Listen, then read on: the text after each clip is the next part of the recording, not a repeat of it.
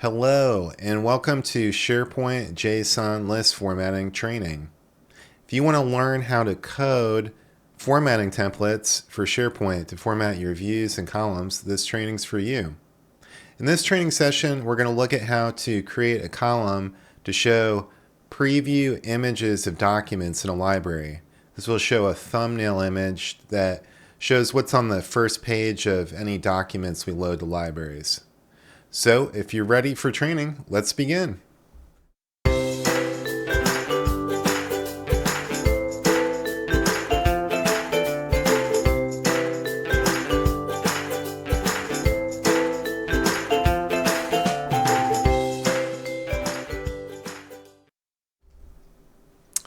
Here I'm in SharePointDashboards.com. This is where the training's located. This is linked in the video description, so just click on that and you can follow along to do this training.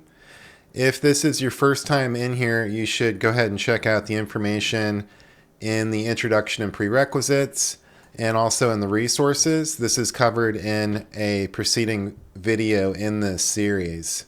We're going to be doing the library thumbnail formatting, so be sure to click that link. And you can see right away there's a preview image which helps you understand what we're going to be showing.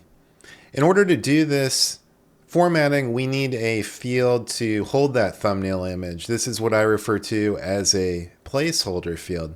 If you click that blue link, you'll go to a page that'll give you a detailed explanation. And all this means is that we need a field to hold that value. We can use a calculated field to do that and just put text in there. So I've already done that. I created this calculated field. I called it thumb, as in thumbnail. And the formula literally just says equals, inside of quotes, thumb. Because I don't really care what the formula says. It's going to be overridden by what we do with the JSON formatting. So that's the idea of what I call a placeholder column. So that's where our image is going to appear. At the beginning of the training content, you're going to see what the HTML structure is going to be. We are going to write JSON code that will have a div element inside of which is contained a button that holds an image. So that helps you understand what this code is going to build. Now we're ready to begin steps. And our first step is just to set up our header. This is a column formatting template, and so we need to use that schema. And you do not have to remember this URL. You can always just refer back here or to the Microsoft documentation. This is just our starting point. You can click on copy to editor, and that's how we begin. We've got our main div, and we're referencing the column formatting schema. So we're ready for our next step. So we want to build out the HTML that we saw at the top. The next thing we need is that button, which is going to be inside of the main div. So we need a button element, and then inside of that we need an image element. So we're setting up the skeleton of our JSON code. And this is how it appears. Let me zoom that in so we can see a little bit better. So those first two lines we already had before. And when we want to have elements inside of other elements, we use this children node and square brackets, and then you can see the nesting. So we've got the button element, which is inside the main div, and then inside of that we've got the image element, which is contained inside the button. So this is kind of our main structure to what we're going to set up. Okay, and then after that we've got the image element, which is going to need some styling and some references that are described here. You can click on this.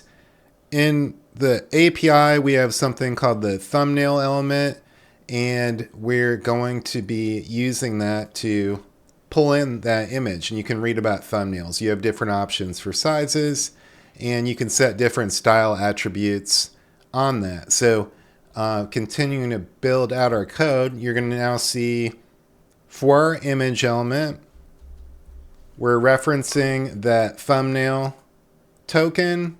The .100, this indicates the size that should be returned by SharePoint and displayed in the column. And then we have additional styling which are CSS attributes. So we want this to display inline block, and we need to specify the height and then vertical alignment to make this appear the way that we want in our code. All right, and then on the next step, we need to add a click action, which is just going to open up the document. That's the kind of behavior we want in case somebody clicks on that image. That's done with this custom row action attribute. Default click means this is just what happens when somebody normally clicks on something in this row.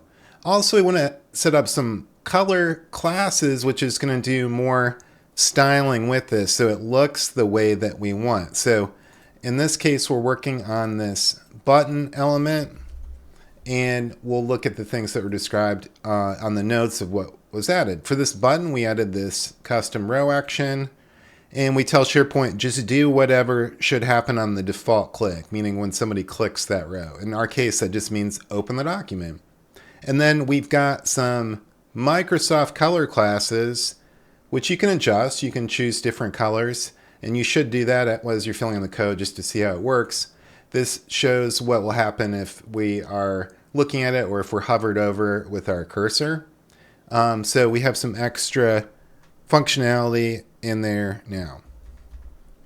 And then we've got one final step here, and then we're going to be ready to deploy. We need to do some styling on this. It's contained in a button element, and so we need to set some more CSS attributes to further adjust the appearance of this thumbnail image. All right, so we've got more CSS added. You can see the background color. We've got a little bit of padding. We want a pointer appearing when a user hovers over that. And then also if that thumbnail image goes outside of the box, we want that hidden. So some fine tuning, if you will, to complete out the template. So that's our entire code.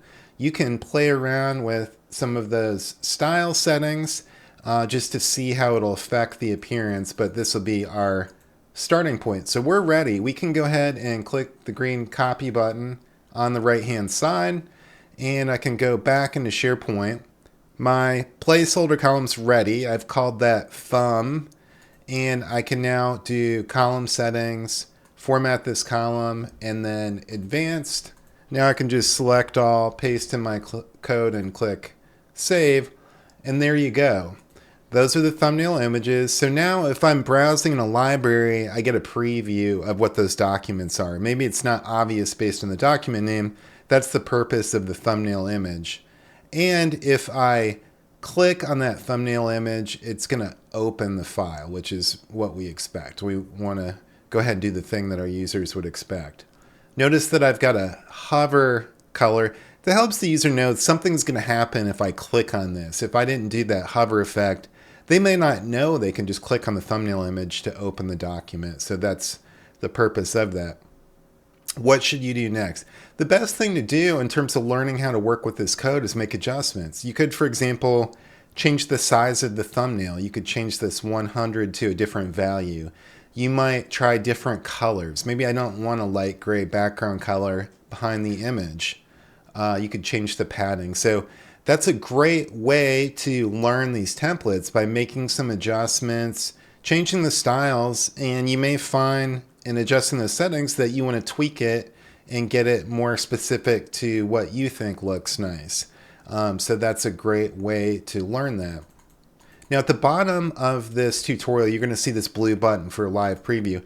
This will open up another window where you can play around and see some other examples. So in this window, if I click on different themes, I can check out some different options. You can see that you can change the size of the thumbnail image, change the background color, things like that. So that preview option at the bottom is nice to give you some ideas on different ways that you can do this. All right, so that covers what we wanted to show in our training for, for the library thumbnail. So this just allows you to show an image for documents. It's going to do this automatically. When you load documents into SharePoint, it automatically creates these images in the background. So it's just something that we can tap into. So the best thing is just explore the code, make adjustments to it, and tweak the appearance And in doing that, you're going to start to understand how those style attributes work, how you can make adjustments so that you can control the template to appear the way that you want. Hope you found that useful and look forward to seeing you in our next SharePoint JSON training session. Good luck.